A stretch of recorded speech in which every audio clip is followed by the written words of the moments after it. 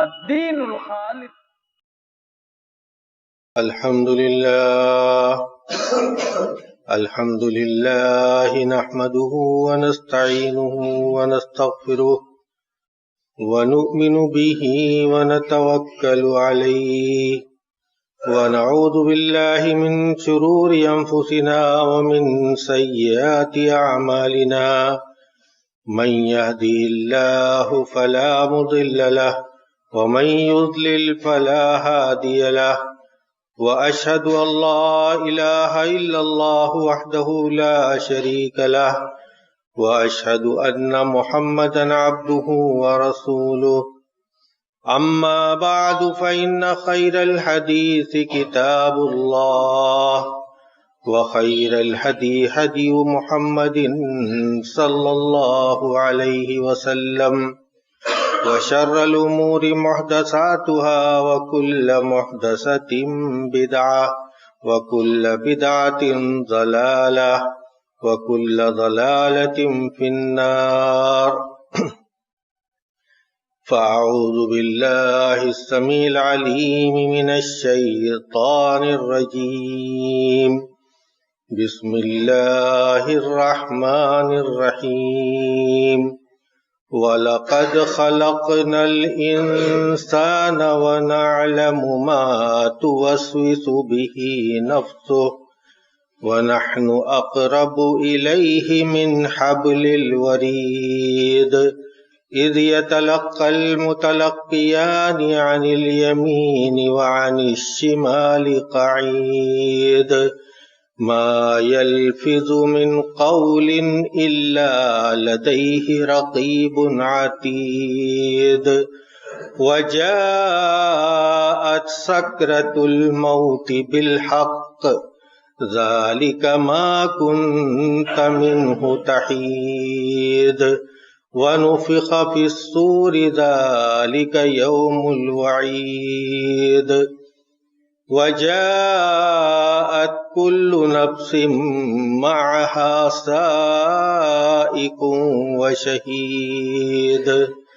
لَقَدْ كُنْتَ فِي غَفْلَةٍ مِّنْ هَٰذَا فَكَشَفْنَا عَنكَ غِطَاءَكَ فَبَصَرُكَ الْيَوْمَ حَدِيدٌ.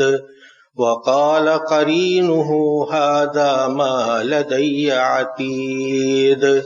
الْقِيَا فِي جَهَنَّمَ كُلَّ كَفَّارٍ عَنِيدٍ مَّنَّاعٍ لِّلْخَيْرِ مُعْتَدٍ مُّرِيبٍ.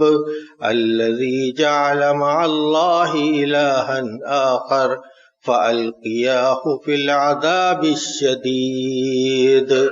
قَالَ قَرِينُهُ رَبَّنَا مَا أَطْغَيْتُهُ وَلَٰكِن كَانَ فِي ضَلَالٍ بَعِيدٍ.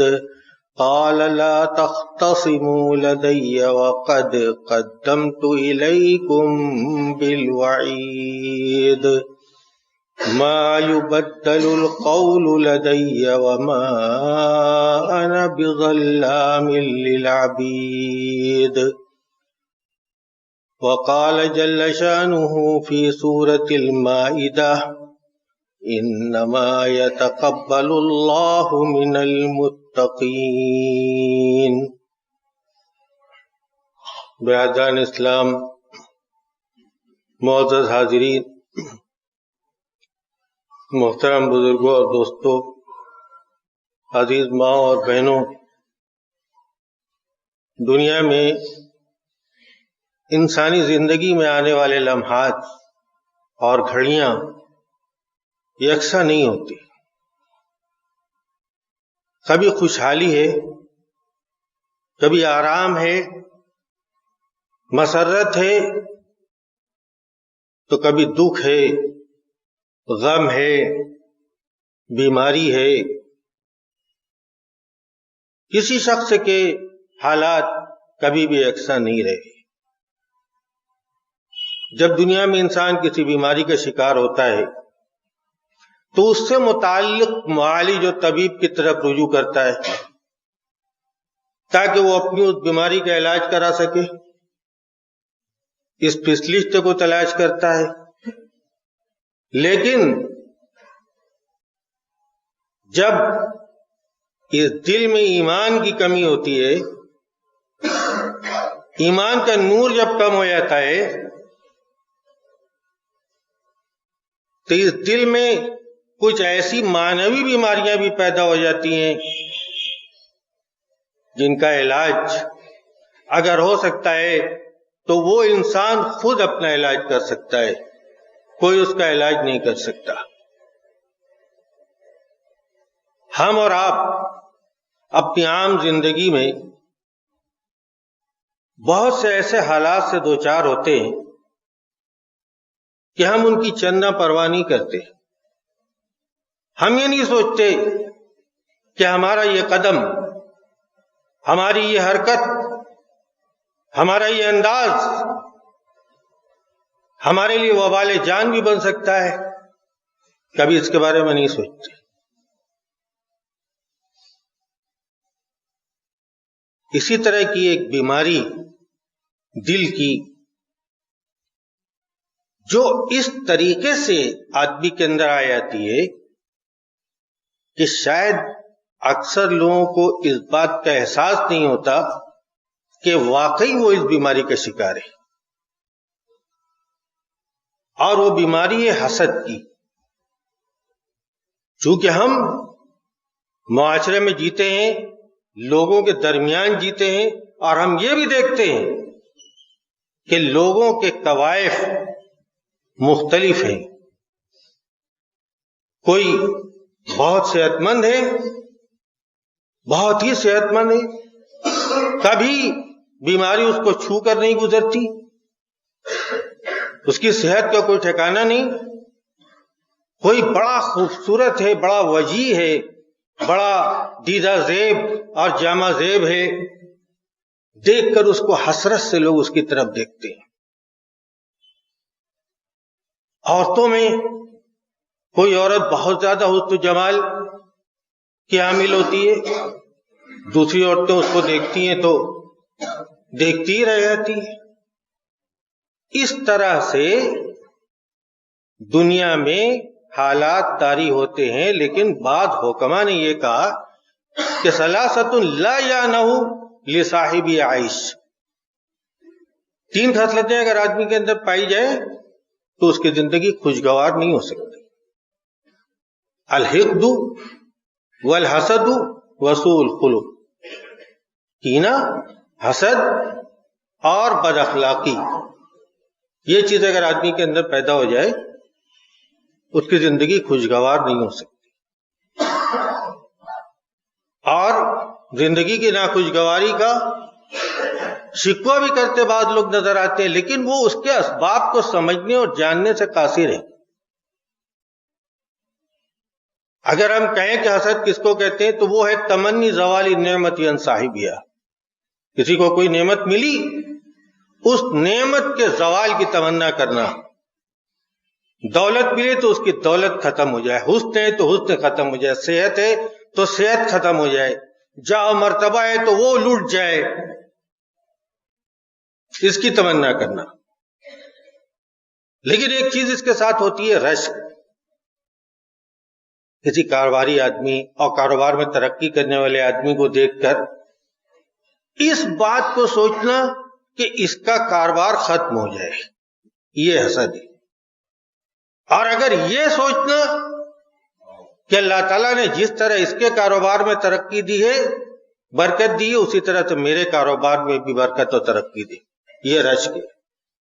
فرماتے ہیں نبی کریم صلی اللہ تعالی علیہ وسلم، لا حسد الا فی اثنتین، دو چیزوں میں رشک جائز ہے: رجل آتاہ اللہ القرآن فهو یقوم به آناء اللیل وآناء النہار، آدمی کو قرآن ملا، قرآن حفظ کیا، وہ نماز میں اس کو پڑھتا ہے، دن میں پڑھتا ہے، رات میں پڑھتا ہے۔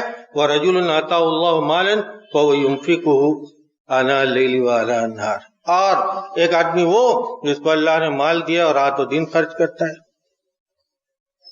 تو اس میں اور عبادتوں میں، نیکی کے کاموں میں بالکل رشک کیا جا سکتا ہے، اس میں ایک دوسرے سے آگے بڑھنے کی کوشش بھی کی جا سکتی ہے۔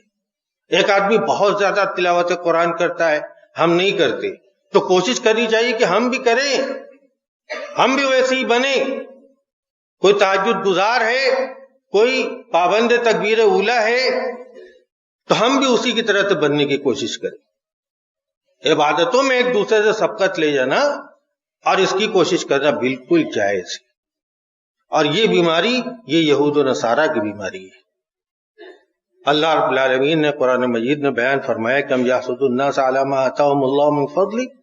کیا یہ یہود مسلمانوں سے اس لیے حسد کرتے ہیں کہ اللہ تعالیٰ نے ان کو اپنے فضل و کرم سے نوازا ہے, مدینہ پہنچ کر مضبوط ہو گئے, قیادت و سیادت ملی.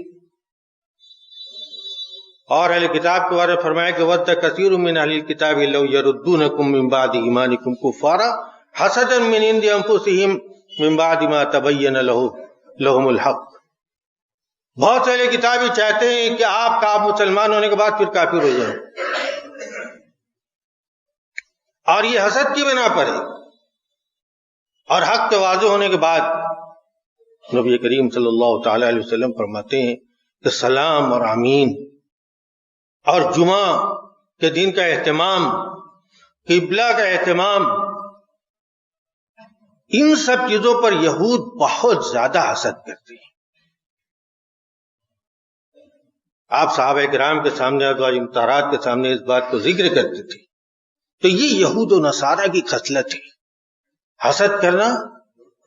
یہ یہود و نصارہ کی صفت تھے مسلمانوں کو, تو اس سے بالکل ہی باز رہنا چاہیے, اپنے دامن کو بالکل بچا کر کے رکھنا چاہیے. اس لیے نبی کریم صلی اللہ تعالی علیہ وسلم نے فرمایا کہ لا تحاسدوا, حسد دیکھو مت کرنا ایک دوسرے سے. ولا تباغضوا, بغض مت کرنا, کینہ مت رکھنا. ولا تجسسوا, کسی کی جاسوسی مت کرنا. ولا تحسسوا, اور چوری چھپے کسی کی بات کو سننے کی کوشش مت کرنا. ولا تناجسوا, اور خریداری کے لیے نہیں, یوں ہی کسی چیز کی قیمت کو بڑھانے کے لیے بولی بڑھا دینا. خریدنا نہیں, بس دوسرے کو نقصان پہنچے اتنی بولی لگا دو کہ وہ اگر خرید بھی لے تو وہ بیوقوف بن جائے. نبی کریم صلی اللہ تعالی علیہ وسلم نے ایسی بات حدیث کے اندر بیان کر دی کہ سننے والا سن کر اس کا رونگٹا کھڑا ہو جائے. کَذَّبَ إِلَيْكُمْ دَاءُ الْأُمَمِ قَبْلَكُمْ, تمہارے اندر پہلی امتوں کی بیماری گھس گئی. الحسد والبغضاء, حسد اور بغض, ہی الحالقۃ, یہ صاف کر دینے, صفایا کر دینے والی چیز ہے. یہ حسد اور بغض. لا اقول تحلق الشعر ولكن تحلق الدین, میں نہیں کہتا کہ یہ بال کو صاف کر دیتی ہے, نہیں, دین کو صاف کر دیتی ہے, دین کا صفایا کر دیتی ہے. اسی لیے آپ نے دوسری حدیث کے اندر فرمایا کہ ایمان اور حسد لا یجتمعان الایمان والحسد فی قلب رجل مسلم. مسلمان آدمی کے دل میں ایمان اور حسد اکٹھا نہیں ہو سکتا. ایمان ہے تو حسد نہیں ہو سکتا. لا یزال الناس بخیر ما لم یحسدوا, لوگ اسی وقت تک بہتر رہیں گے جب تک کہ وہ حسد نہیں کریں گے.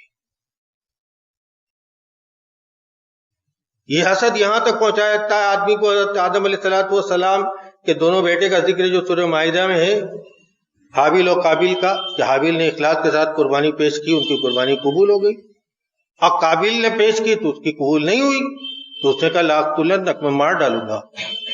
حاسد سوچتا ہے, یہ بھی سوچتا ہے کہ وہ محسود کو مار ڈالے. اب مار ڈالے کیا, اس نے مار ڈالا. اس نے کہا لاقتلنک, تمہاری قربانی قبول ہو گئی ہے, میں مار ڈالوں گا تمہیں, ضرور بھی ضرور. تو حابیل متقی و پرہیزگار, تو انہوں نے کہا کہ انما یتقبل اللہ من المتقین, اللہ تعالیٰ صرف متقی اور پرہیزگار لوگوں کی قربانی اور عبادت قبول کرتا ہے. اور اگر تم نے اپنا ہاتھ بڑھایا میری طرف, ما انا بباسط یدی الیک لاقتلک انی اخاف اللہ رب العالمین, میں نہیں اپنا ہاتھ بڑھانے والا, میں اللہ سے ڈرتا ہوں, اور میں چاہتا ہوں کہ میرا گناہ اور تمہارا گناہ سب تمہارے اوپر چلا جائے اور تم جہنمی بن جاؤ. اور ظلم کا تو یہی انجام ہوتا ہے. تو میرے بھائیو, حسد کہاں سے آتا ہے؟ تقسیم ارزاق پر عدم توکل. یہ روزیاں جو سب کو الگ الگ طرح سے ملی ہیں، ان پر قناعت نہ کرنا. جتنی ہمیں ملی ہے اس پر قناعت نہ کرنا. کیوں فلاں کو زیادہ ملی، اور اس کو یہ بات یاد نہیں رہتی کہ اللہ رب العالمین نے فرمایا کہ اللہ یبسط الرزق لمن یشاء من عباده ویقدر له. اللہ تعالیٰ اپنے بندوں میں جس کی روزی چاہتا ہے زیادہ کر دیتا ہے، جس کی روزی چاہتا ہے تنگ کر دیتا ہے. انہ بکل شیء علیم. وہ ہر چیز کو بخوبی جانتا ہے، کس کے لیے کیا مناسب ہے، کیا صحیح ہے، کیا غلط ہے، اس کا وہ جانتا ہے. تکبر، ہم جو ہیں کوئی نہیں، ہر کسی کو دیکھ کر ناک منہ چڑھانا اور اس کو اہمیت نہ دینا، اس کو مقام نہ دینا، اس سے بغض رکھنا. اور اگر اس کو کوئی تفوق اور برتری مل گئی ہے اور وہ عاجز ہے وہ کام کرنے سے، تو بس کیوں اس کو یہ چیز حاصل ہوئی؟ جہاں منصب کی لالچ، کوئی مرتبہ، کوئی عہدہ چاہتا تھا وہ کہ اس کو مل جائے، اور وہ مل گیا کسی دوسرے کو. وہ سوچا ہے اس کو کیوں ملا. مکہ کے کفار نبی کریم صلی اللہ تعالی علیہ وسلم کا مرتبہ دیکھ کر اور صحابہ کرام کا مرتبہ دیکھ کر ان سے حسد کرتے تھے، اور یہ یہی حسد تھا. جو حسد عبداللہ ابن ابی منافق کرتا تھا مسلمانوں سے، یہی حسد تھا. جاہ منصب کی لالچ، مال و زر کی لالچ. انہ لحب الخیر لشدید. انسان کی فطرت ہی کہ اس کے اندر مال کی محبت بہت زیادہ ہے. نبی کریم صلی اللہ تعالی علیہ وسلم نے فرمایا لو کان لابن آدم وادیان من مال لابتغى ثالثا ولا يملأ جوف ابن آدم الا التراب. اگر بنی آدم کے لیے 2 وادی مال ہو تو سوچے گا کہ تیسرا بھی ہو. اور دنیا میں تو یہ اوقات کے بنی آدم زندگی بھر ایسے ہی رہتا ہے، یہاں تک کہ اس کا پیٹ جب مٹی میں چلا جاتا ہے تبھی جا کر کے روک ہوتی ہے. مٹی بھر سکتی ہے اس کے پیٹ.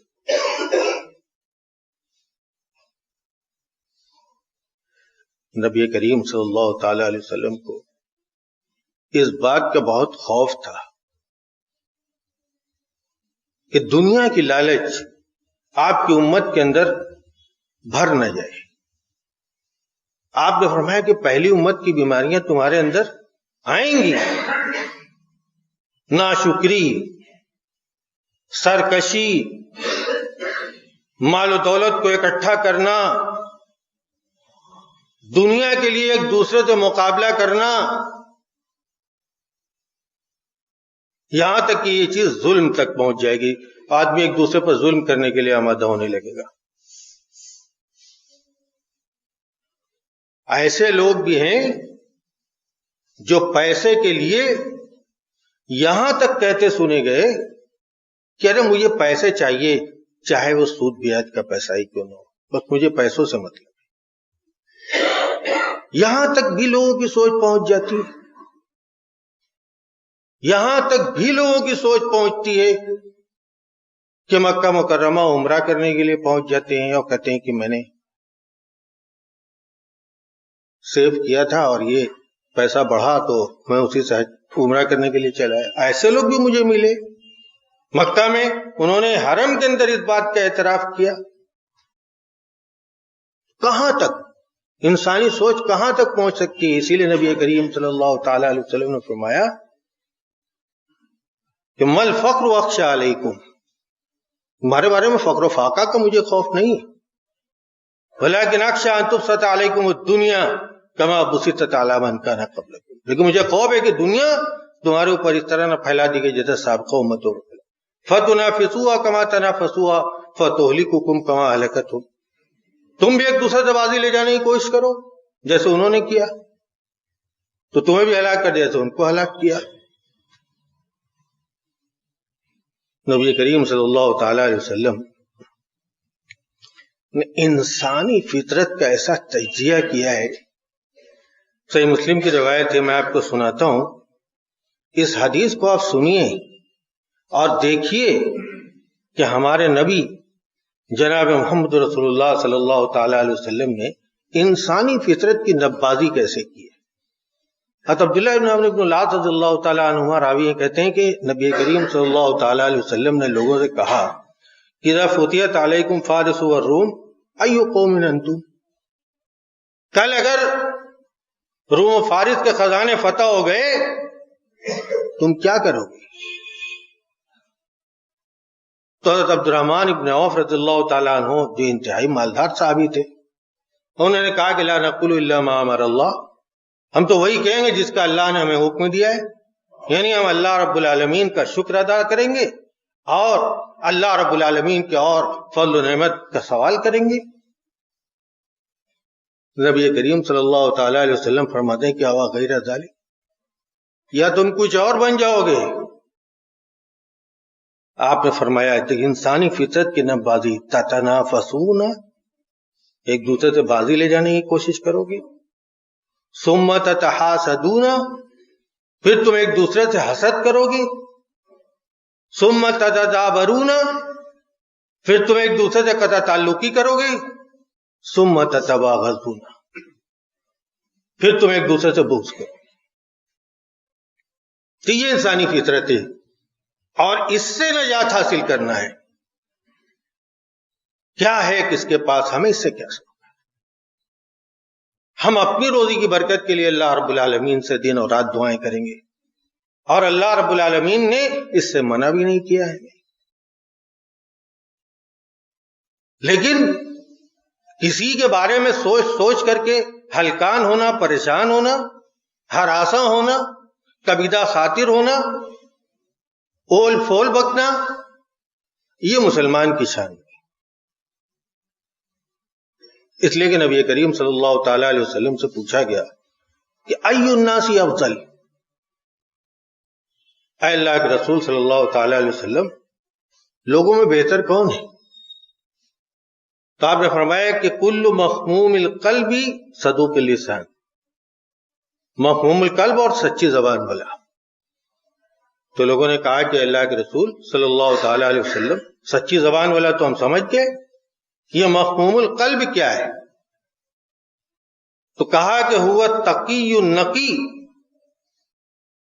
وہ اللہ کا خوف رکھنے والا صاف ستھرا پاکیزہ آدمی، لا اسم فیہ ولا بغی، جس کے اندر گناہ نہ ہو، جس کے اندر ظلم نہ ہو، ولا غل ولا حسد، نہ کینہ ہو نہ حسد. وہ ہے مفہوم القلب. اور اگر ایسا کچھ ہم محسوس کریں کہ ہمارے ساتھ حسد کیا جا رہا ہے، اللہ پر توکل کریں، تقوی پرہیزگاری اختیار کریں کہ اللہ تعالیٰ ہماری حفاظت کرے، صبر کریں، پناہ طلب کریں حاسد کے حسد سے،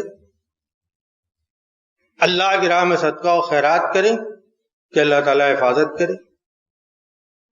حاسد معلوم ہو جائے تو اس کے ساتھ اچھائی کریں، ہو سکتا ہے کہ اس کی طبیعت بدل جائے. اور سب سے بڑی چیز، آخری بات جو کہہ کر کے آج کا خطبہ ختم کرتا ہوں، وہ ہے اپنی نعمت کو چھپا کر رکھنا.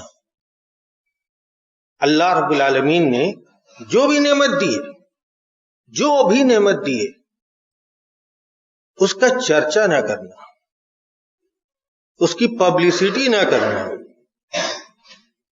نبی کریم صلی اللہ تعالی علیہ وسلم نے فرمایا کہ استعینوا علی اتمام الحوائج بالکتمان، اپنی ضرورتیں پوری کرنے کے لیے چھپا کر اللہ رب العالمین سے مدد طلب کرو. اسی لیے میں نے جمعہ خطبہ میں بارہا یہ بات کہی ہے کہ جو بھی مل جائے، جتنا بھی مل جائے، نرم خوئی، سادگی، سر خم کرنے میں کوئی فرق نہ رہے. نبی کریم صلی اللہ تعالی علیہ وسلم نے اس حدیث کے آخر میں فرمایا کہ فَإِنَّ كُلَّ ذِي نِعْمَةٍ مَحْسُودٌ، ہر آدمی کو جو نعمت ملتی ہے نا تو اس سے حسد کرنے والے ضرور پیدا ہوتے ہیں، اور تو نقصان حاسد کا ہوتا ہے، محسود کا نہیں ہوتا، بلکہ اس کی اور برکت ہوتی ہے اور اضافہ ہوتا ہے۔ یہ بات ہمیں یقینی طور پر سمجھ لینا چاہیے کہ حسد کرنے سے عبادتیں رائے گاں ہو جاتی ہیں، جیسا کہ آپ نے سنا، مونڈ دیتی ہے، صفایا کر دیتی ہے، ایمان ختم ہو جاتا ہے،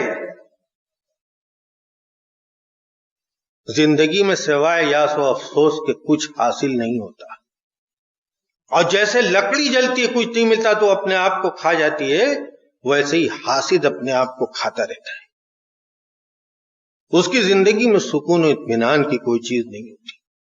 ہمیں اللہ رب العالمین سے دعا کرنا چاہیے کہ بار الہ تو ہمارے دلوں کو ایمان کے نور سے منور کر دے، بار الہ تو ہمیں اس طرح کی موذی آفت اور بیماری سے محفوظ فرما، بار الہ تو ہمیں اپنی ہر نعمت کا شکریہ ادا کرنے کی توفیق عطا فرما، بار الہ تو ہمیں پکا اور سچا مسلمان اور آخرت کی فکر کرنے والا بنا دے، بار الہ جو لوگ برسر روزگار ہیں مولا تو ان کے روزگار میں برکت عطا فرما، اور جو لوگ رزق حلال کے لیے کوشاں ہیں مولا تو غیب سے ان کی مدد فرما، ان پر رزق حلال کے دروازے کشادہ فرما دے، بار الہ ہمیں جو لوگ بیمار ہیں کسی بھی تکلیف میں مبتلا ہیں ان کی شفا یابی کی سبیل پیدا کر دے، بار الہ تو انہیں شفا یاب فرما دے، بار الہ ہمیں تو کوئی آدمی کسی طرح کے غم و اندوہ مصیبت اور کسی اور چیز کا شکار ہے مولا تو اپنی رحمت سے اس کو نجات دے، مولا تو اپنی رحمت کا سایہ اس پر کر دے، بار الہ تو نے ہمیں جتنی زندگی دی ہے، جتنی سانسیں ودیعت کی ہیں، اپنی رضا کے کاموں میں صرف کرنے کی توفیق عطا فرما، بار الہ ہمیں صحت و عافیت کی زندگی دے، امن و امان کی زندگی دے، عزت و وقار کی زندگی دے، سکون اور اطمینان کی زندگی دے، اور جب اس دنیا سے اٹھنے کا وقت آئے تو لا الہ الا اللہ محمد رسول اللہ کے ساتھ ہمارا خاتمہ بالخیر فرما۔ اقول قولی ھذا واستغفر اللہ لی ولکم ولسائر المسلمین من کل ذنب فاستغفروہ انہ هو الغفور الرحیم۔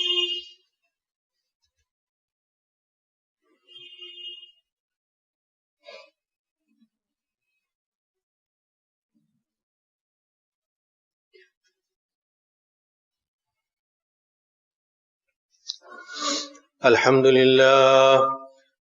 لله نحمده ونستعينه ونستغفره ونؤمن به ونتوكل عليه ونعوذ بالله من شرور أنفسنا ومن سيئات أعمالنا، من يهده الله فلا مضل له ومن يضلل فلا هادي له، وأشهد أن لا إله إلا الله وحده لا شريك له، وأشهد أن محمدا عبده ورسوله، أما بعد فأعوذ بالله السميع العليم من الشيطان الرجيم، بسم الله الرحمن الرحيم، إن الله وملائكته يصلون على النبي يا أيها الذين آمنوا صلوا عليه وسلموا تسليما، اللهم صل على محمد وعلى آل محمد كما صليت على إبراهيم وعلى آل إبراهيم إنك حميد مجيد، اللهم بارك على محمد وعلى آل محمد كما باركت على إبراهيم وعلى آل إبراهيم إنك حميد مجيد، اللهم نور قلوبنا بالإيمان، اللهم نور قلوبنا بالإيمان واشرح صدورنا بالإسلام واجعلنا هداة مهتدين وادخلنا في عبادك الصالحين، اللهم فرج هم المهمومين ونفذ كرب المكروبين واقض الدين عن المدينين واشف مرضانا ومرضى المسلمين، ربنا آتنا في الدنيا حسنة وفي الآخرة حسنة وقنا عذاب النار، عباد الله رحمكم الله. إن الله يأمر بالعدل والإحسان وإيتاء ذي القربى وينهى عن الفحشاء والمنكر والبغي يعظكم لعلكم تذكرون. اذكروا الله يذكركم وادعوه يستجب لكم ولذكر الله تعالى أعلى وأولى وأعز وأجل وأكبر.